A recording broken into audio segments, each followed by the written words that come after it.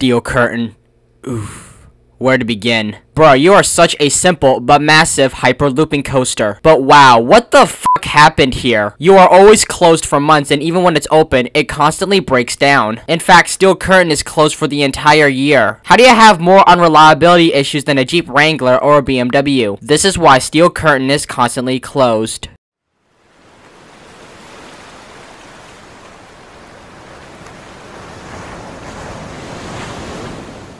Kennywood in West Mifflin, Pennsylvania near Pittsburgh has a long and rich history dating back to 1899. Known for its historic nature and picnic feel, Kennywood has a long and interesting history. But since our discussion coaster is so new, we don't have the time to tell the full story, especially since we're not even covering their trio of wood coasters. I'll eventually cover Jackrabbit and Thunderbolt in the future, just not right now. So let's skip ahead to 1991 for Steel Phantom. This is an aerodynamics custom looper known for the 225-foot drop into the ravine. This was developed at the beginning of the Coaster Wars when Magnum XL 200 at Cedar Point opened. Kennywood saw the giant and was like, we need to build big, but faster. And given the terrain of Kennywood, Aero came up with this custom multi-looper called Steel Phantom. The only problem was that Aero built it the same way they built corkscrews back in the 70s. And with much higher speeds and intensity, this caused an insane amount of headbanging. This caused people to walk off like drunk people at a frat party. Massive headaches and bruises. So Kennywood brought in D.H. Morgan to convert it into a regular hypercoaster. Called Phantom's Revenge, this hyper kept the two big drops but replaced the inversions with ejector airtime hills. Phantom's Revenge is a world-class roller coaster, but this is not a Phantom's Revenge episode, so this is a simplified story. But why is this here? Steel Phantom marked the beginning of the prototype era for Kennywood. This started the era where Kennywood added new, modern, unique rides to pair with the old attractions. One example is the Aero 360 in 2000. It's this unique looping flat ride with the shape of the Kennywood sign. However, this language would be exacerbated when Palace Entertainment bought out Kennywood. Palace is known for trying to build cheap but exciting coasters. In 2010, they opened the prototype premiere ride Skyrocket. Called, well, Skyrocket, this showcases Premier's ability with an LSM launch. Now, because this was a prototype, they had issues they needed to address, like all prototypes, including when Skyrocket was closed for over a year for parts. In 2012, they opened Black Widow, a new variant of the Zamperla Discovery ride. Like Skyrocket, Black Widow experienced problems that needed to be addressed. I think you get the picture here. Kennywood opens new prototypes that have major problems, and the poster child for this would come in 2019. In 2015, SNS Worldwide opened Batman the Ride at Six Flags Fiesta, Texas. This was the prototype 4D free spin coaster. This is a coaster model with seats that rotate on the horizontal axis. So during the hills and Raven turns, your seat will either rock over or even flip. This is the coaster SNS made big bucks on. The compact ride made for small parks caused 12 to be sold. This led to parks coming to SNS for more prototypes. The only problem was that all of them experienced major delays. For some reason, SNS had major problems with technical nightmares on their coasters in the late 2010s. The first was Gale Force at Playland's Castaway Cove. Now, I'm not going into Gale Force because I've already made a whole separate video a while ago. Check out that video for more details, but this next sentence perfectly describes the coaster. They fucked up Gale Force. They did eventually fix it, but you should go watch that video because, man, it was a whole show shenanigan. The next prototype is Merlin's Mayhem at Pennsylvania's Dutch Wonderland. This is SNS's take on the suspended family coaster. However, Merlin's Mayhem was delayed from 2017 to 2018. This was due to a delayed construction and lengthy approval process. Not sure how that happened since it's a family ride. And the most problematic non-free spin, non-air launch coaster they produced came in 2019. In 2017, Kennywood removed their beloved Aero log flume, Log Jammer. Because the locals love Log Jammer, park guests knew something much larger was coming. Demolition commenced in January 2018 and was completed by March. Later that June, Kennywood announced Project 412. This was a big teaser campaign for the park's new for 2019 ride. This came in two phases. The first was a scratch ticket with 9 different numbers taken out of context. Usually it's at this point when plans leak to the public. However, because this project was tightly under wraps, no one knew what they would get. This led to a fun marketing campaign where they gave 9 different numbers that would be in the ride stats. The second phase would be an online word search. Players were meant to find words that correlate to the ride stats. Then on July 19th, 2018, Kennywood announced their biggest coaster yet, Steel Curtain. Steel Curtain is part of the bigger Steelers land of the park. If you're not into the football world, the Steelers are Pittsburgh's local NFL football team that happens to suck ass. Okay, joking aside, they did win 6 Super Bowls back in the 70s. The Steelers land was supposed to include games and food stands. I say supposed to because that never actually happened and the building sits empty today. The land's only ride is Steel Curtain. This is the prototype hyperlooping coaster from SNS. Yep, Kennywood was attempting their second hyperlooper. Why they went with SNS is probably because they had the lowest bid, even though they still had to pay $20 million, which is a common price for hypercoasters. Steel Curtain would break 3 records. The first was that this would be the tallest coaster in Pennsylvania at 220 feet or 67 meters. The second is that this would hold the American inversion record with 9 inversions. Finally, this would have the tallest inversion in the world in that dive drop. Then with the name, no, it's not a literal curtain made of steel. And no, it's not named after the Iron Curtain with all that vodka. That's the name of the Steelers' defensive line in the 70s. The ride would consist of the following. Passengers board the 24-rider trains and pull down their lap bars. Yeah, that's right. For a ride with 9 inversions, you still take it with a lap bar. Then you climb the 220-foot, 67-meter tall lift hill. And Jesus Christ, this has to be one of the slowest chain lifts I've ever seen in my life. The way you crawl up is like your grandpa driving down the freeway. Slow as shit, and the people start complaining. After taking an eternity to climb up, you have this pre-drop before descending that record-breaking inversion. RCDB calls this a Dragonfire dive drop.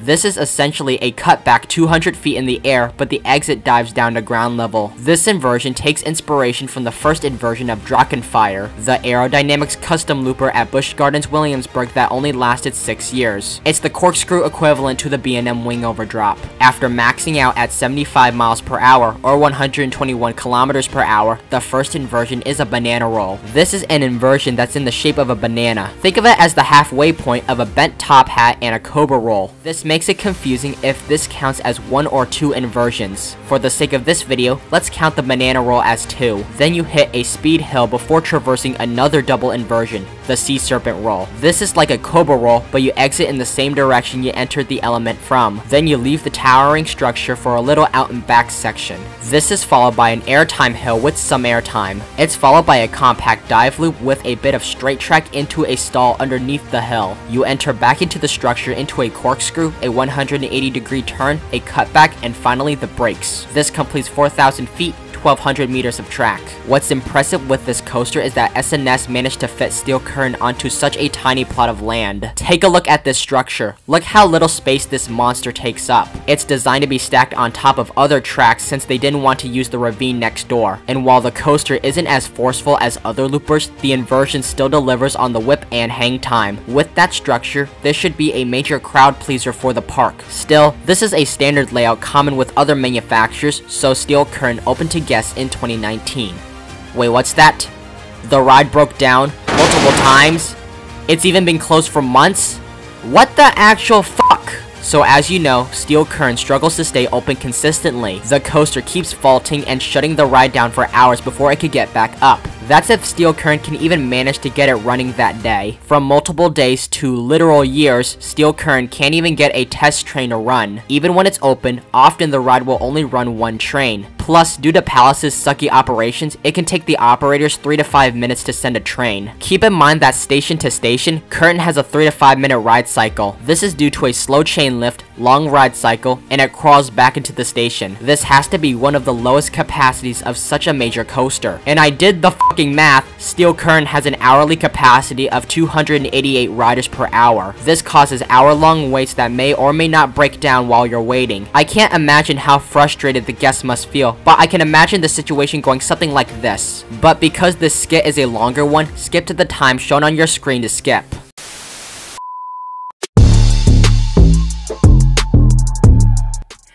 So, are you all ready to ride the new Steel Curtain? Of course, a coaster this tall must be elite.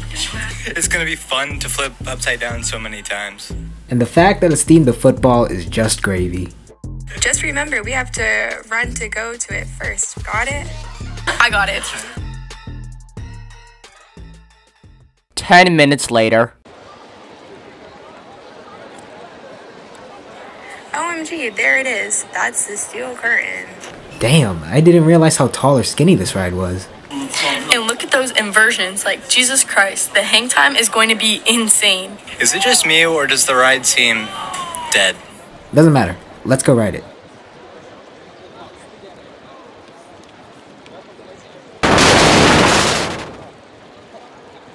Bro, what the hell is this? Hey, do you know why the steel curtain is closed? So the ride is experiencing technical delays. It should be open in about 2 hours. Okay, let's head it to Jackrabbit. Wait, no. We got it though. What is Skiblerious? 4 hours later, wait, what the fuck? Bruh, is this monstrosity of a coaster going to open? I hope so, since that would be a major buzzkill. Attention, park guests. The steel curtain is officially open for the day. Finally, the ride is open. Yeah, that was such a long wait. Whatever. Let's go ride curtain.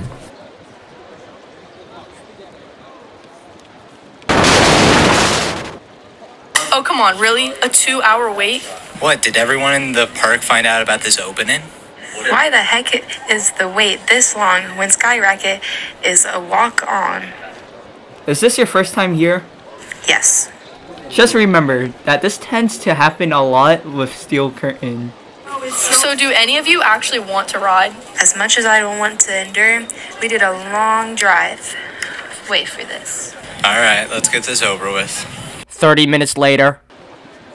Attention riders, the steel curtain is currently experiencing a short delay, maybe an extra 45-minute wait. I knew I should have gone to Hershey What is Park. this? An hour later. Attention riders, steel curtain is having more technical issues that will delay the wait by another 30 minutes. I knew we should have You're killing my mental got speedy sanity. passes for this ride. Another 2.5 hours later. Finally, after who knows how long, we get to go on. The wait was so bad I had to consume 5 bottles of beer. And it didn't help that it kept breaking down every 10 minutes. But we managed to make it. You ready? Absolutely the f*** yes.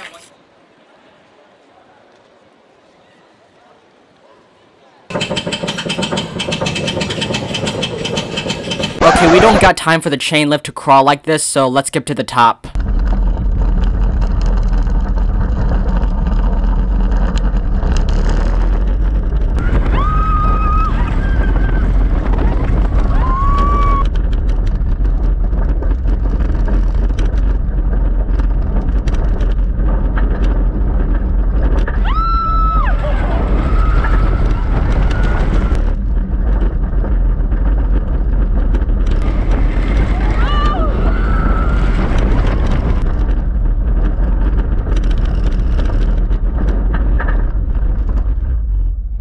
Oh my goodness, the ride was so good. I can't believe how long the hang time is. Would you wait of it again? I mean, I would ride it, but never in that line again.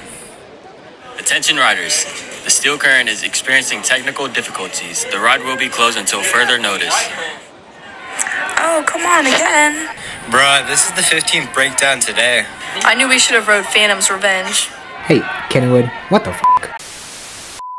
Okay, that skit was kind of a long one, but I think you get the picture. You can just tell how problematic steel curtain is with all its downtime. I don't know how that keeps happening, because when you examine it in a vacuum, it's a rather short layout. Heck, the log jammer is far more reliable than this piece of trash will ever be. This is essentially a 200-foot B&M looper, and you know just how reliable those are. I'm pretty sure if Palace went with other manufacturers, this would be more open since they made similar layouts before. I know Mach has Hyperia at Thorpe Park opening up, which is somewhat similar to this. This is funny because I heard a rumor that Kennywood could have gone for a 10 inversion Mach Hyper. As crazy as that sounds, that would have cost $28 million, and you see how cheap Palace likes to go. To find out why steel curtain is so unreliable, let's examine the timeline of misfortunes. The first was that the opening got delayed a few months from April to July 13th, 2019. This was reportedly caused by weather issues delaying construction. This is minor in the grand scheme of things since we have coasters getting delayed by over 5+ years. However, this would be the beginning of steel curtain's misfortune. About 1 month later, the coaster closed for indefinite maintenance. The curtain opened just a few days later, but the problems would still continue. Then the ride operated sporadically through the 2019 season. In this context, curtain's operations were few and far between. Closures would occur a lot in between when curtain would operate. This This also caused the curtain to open late and close early. Even worse, the ride would only run with one train. I don't even know if the ride ever ran with two trains. Having the experience of one train operations, unless you're Air Force 1, the operations will cause the line to heavily back up. And pair that with the frequent faults, this causes long waits. This explains that skit from earlier. So many people were hoping 2020 would be a much better year for it. Psych. Yeah, Steel Curtain never even managed to open for the entire year. Oh, come on, damn it! I bought season passes just for Steel Curtain, and you're telling me I can't ride it all year? That is correct. Bruh. Well, I might as well use it for Phantom's Revenge. And I'm not just saying that because COVID f***ed everything up. They should be lucky Kennywood was allowed to open that July. Other parks weren't even able to open in 2020. But while the guests roamed the park wearing masks, Steel Curtain stayed dormant. This is reportedly due to the ride getting new seatbelts. Steel Curtain had to replace its seatbelts with more complex ones that locked during the duration of the ride. This is rumored to be at the request of the insurance company. Shipping and manufacturing delays caused by the pandemic caused the curtain to stay closed for the entire year, so guests were eager to get on in 2021. The only problem was that Steel Curtain didn't open with the park. As you know, Kennywood has an off season when the park is closed. They typically open sometime in April. However, Steel Curtain didn't open back up. This is due to an empty test train valleying just days before reopening. That's right, Curtain had a train get stuck in the middle of the layout. This happened because it was a cold morning, and I don't think they filled the trains with test dummies. Fortunately, the ride reopened for the season just a couple weeks later. Curtain ran somewhat consistently, at least compared to 2019. However, the coaster closed that September for repairs. The ride didn't even make it through the Halloween season before shutting down that year. Considering that Kennywood closes 4 months out of the year, mainly because snowstorms are a royal bitch, this means Steel Curtain so far has been closed more than it's been open. Luckily, 2022 was Steel Curtain's best year for reliability. That year, the coaster ran for much of the season, only closing for a month near the beginning of the season. We all thought that Curtain's misfortune was over. Nope. In 2023, Steel Curtain started experiencing frequent downtime during the summer months, often closing for days for repairs. And on top of that, the coaster has been making extremely unorthodox sounds when it runs. And at the end of July, Steel Curtain closed for unexpected problems. And as of the recording of this, Steel Curtain has been closed ever since. So what is it with Steel Curtain to have so many issues? Almost as much as an addicted crackhead in the woods. See, that's the thing. We have no the fuck idea why it's problematic. With most other rides we have and will cover, we can identify the source of their problems. For example, with Gale Force, the troubled construction caused them problems with that. Or with Steel Phantom, the roughness caused a lot of issues with that ride. With Steel Curtain, the traits are the same as your average looper. Other manufacturers like B&M, Intamin, Gerstlauer, and Vekoma make coasters like these all the time. S&S's inversions mainly focus on hang time or whip, not positive G-force. What makes this problem even more confusing is that this relates heavily to Max Force. Max Force is an S&S air launch coaster that shares many similarities to Steel Curtain. Both are S&S multi-loopers with similar trains, track, supports, and inversions. The only thing is that Max Force is far more reliable than Steel Curtain is. This is extremely counterintuitive, because if you saw the last episode, you know that air launch coasters are extremely problematic. In fact, after this, I still need to make 4 more episodes on S&S air launches, with problems ranging from broken spines to the launch blowing up. So when you consider the problems of their air launches and pair that with the structure similar to Steel Curtain, you'd think Max Force would be closed a lot, right? Right? No. In fact, Max Force is rarely ever closed. Yes! Finally! A forceful coaster that's actually open! While the ride has shit capacity, unless there's rain, you have a 90% chance of it being opened. I'm not sure how credible this is since I've never been to Great America before, but if what I'm hearing is true, it's a really good thing that Max Force is reliable. But this throws in a curveball when trying to find Steel Curtain's problem. The issue is that anything Curtain has that might cause downtime, chances are that Max Force has that component too. The trains and restraints? No, that can't be it, because Max uses the same trains. Track and supports? Nope, because both use the same track. The computer system? Definitely not. By that logic, Max Force should be more problematic because of the air launch. But like I said, it's the other way around. And even with traits not found on Max Force, other traditional loopers don't run into reliability issues. Unless, of course, the coaster is at a very shitty park like Six Flags Darien Lake. I remember someone said the chain lift, the sensors, or even the brakes could cause issues. I was like, Bitch, when in the last 10 years have you heard of a coaster constantly closed because of that? Plus, that falls under computer systems, which I already had to discharge. This is the reason why I held this video off for a while. I just couldn't make a video with unanswered questions. That was until I watched this video by RM Steeler Fan 7, which I highly recommend. He makes great content on Kennywood, so check him out. But basically, back when Curtain closed last July, he made a video and said that he noticed workers fixing the supports. He then theorized that Steel Curtain is suffering from structural issues. Structural problems come from the parts experiencing too much stress, causing it to break.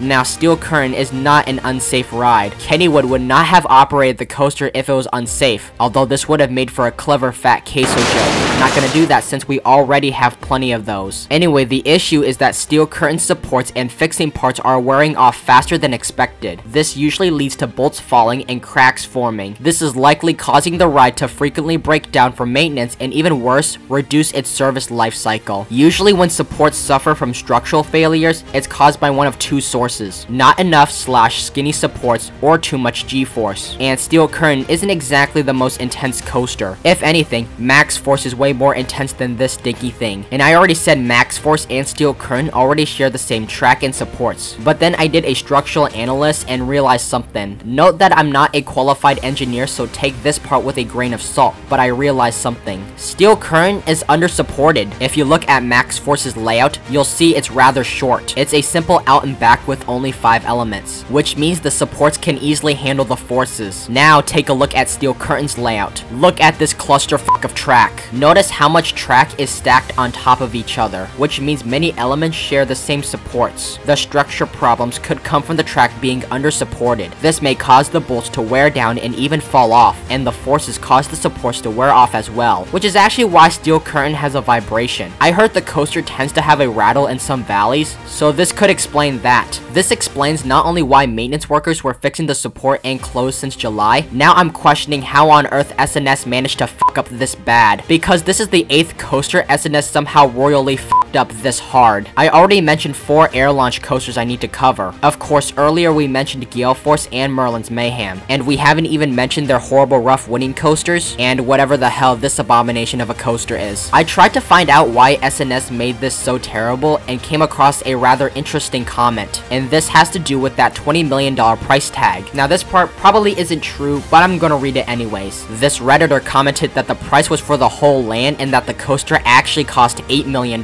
Look, I get this is a prototype, but $8 million? That has to be cap. It already cost 7 mil just for Lightning Run, a Chance Hyper GTX that's like less than half the size. This is the same as buying some fresh greens from the plug in the high school bathrooms. I say that because in both scenarios, you know damn well that it's gonna bite you in the ass later on. But if the price is true, that means Palace cheaped out and SNS had to get poor quality supplies somewhere else. That's the same shtick they pulled with Gale Force. Even though Steel Curtain has such a rocky history, I wasn't planning on making this video since I had other videos to work on. And back when it closed in July, I was still in the middle of finishing my SeaWorld video. That was until days before Kennywood reopened for the season when they dropped this news. On April 17th, 2024, Kennywood announced that Steel Curtain would be closed for all of 2024.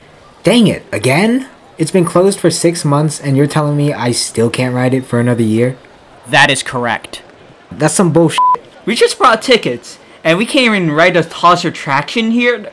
But why is Kennywood keeping the curtain closed on us? Kennywood claims it's to improve the ride's reliability and longevity. The word choice added fuel to the fire that structural issues are the main culprit to Steel Curtain's downtime. On top of parts wearing out too fast, I've also heard that the ground and soil may not be stable. I don't think this is true. Before Steel Curtain was announced, there was a rumor that an RMC coaster would take up this space. This coaster would have started where Steel Curtain sits, but then dives into the ravine next door. It would have been just like Lightning Rod, just without the launch. This makes sense since at this point everyone knew about the problems of Lightning Rod. The rumor was that RMC left the project due to the soil in the ravine not being stable enough. However, steel curtain doesn't use the ravine in question. Now what are they going to do to fix the issues? I doubt they're going to change the layout since they already had to do that once before with Steel Phantom. If they did it again, they would have to replace the inversions with airtime hills and call it Curtain's Revenge. What I think will happen is that the supports will get beefed up and improved. But why did they wait until days to announce its closure? I suspect it's due to an argument between Palace and SNS on who exactly is paying for these repairs. This may have caused the ride to lay dormant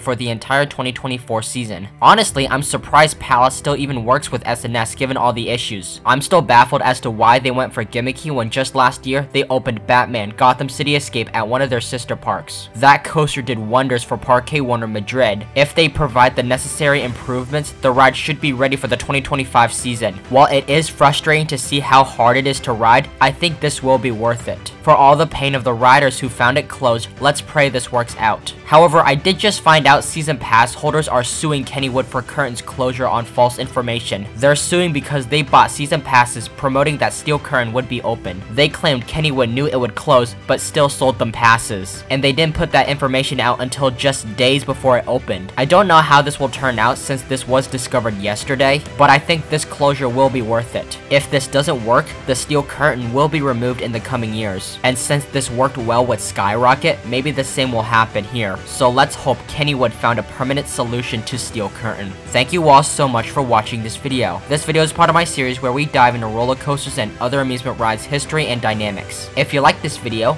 which if you watched to the end means you did, I recommend doing these tasks shown on screen, especially pressing the subscribe button and turning on notifications to turn it gray. Doing this convinces the YouTube algorithm to push this content to more viewers. Also, shout out to the people on screen for voicing the stick figures in this video. Oh, and as a message to SNS, please don't screw up with the Access coaster. This coaster is unlike any other and I'd hate for it to go wasted. This is the Coaster Flood, riding out.